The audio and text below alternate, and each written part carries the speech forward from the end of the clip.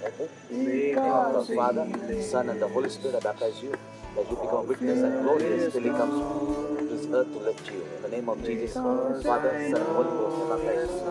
Amen. He was my future, and like His word, the living just because He lived.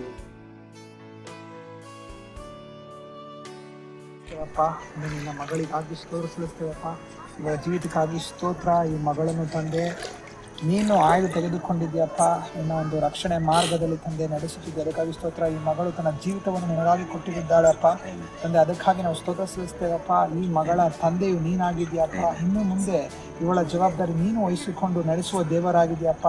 ತಂದೆಯಾಗಿ ತಾಯಿಯಾಗಿ ನೀನು ಇವಳನ್ನು ಸಂತೈಸುವ ದೇವರಾಗಿದ್ದಿ. ಕಾಲು ಕಲ್ಲಿಗೆ ತಗಲದ ಹಾಗೆ ತಂದೆ ಈ ಮಗಳನ್ನು ನೋಡಿಕೊಳ್ಳುವ ದೇವರು ನೀನಾಗಿದೆಯಪ್ಪ.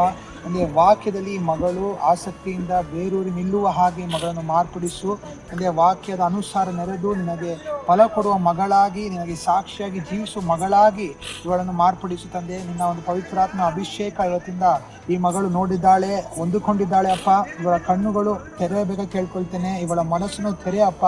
ಇವಳ ಹೃದಯವು ನಿನ್ನನ್ನು ಇನ್ನೂ ಹೆಚ್ಚಾಗಿ ಅರಿತು ನಿನ್ನ ವಾಕ್ಯದಲ್ಲಿ ನೆಲೆಯೂರುವಂತೆ ತಂದೆ ಮಗಳನ್ನು ಮಾರ್ಪಡಿಸು ತಂದೆ. ಈ ಮಗಳನ್ನು ನಿನಗಾಗಿ ಅರ್ಪಿಸ್ತೇವಪ್ಪ. ಈ ಮಗಳ ಜೀವಿತಕ್ಕಾಗಿ ಸ್ತೋತ್ರ, ನೀನು ಮಾಡಿದ ಕಾರ್ಯಕ್ಕಾಗಿ ಸ್ತೋತ್ರ. ಎಲ್ಲ ಘನ ಮಾನ ನಿನಗೆ ಸಲ್ಲಿಸುತ್ತಾ ಯೇಸುವಿನ ಮುದ್ದಾದ ನಾಮದಲ್ಲಿ ಪ್ರಾರ್ಥಿಸ್ತೇವೆ. Amen. Congratulations. God bless you.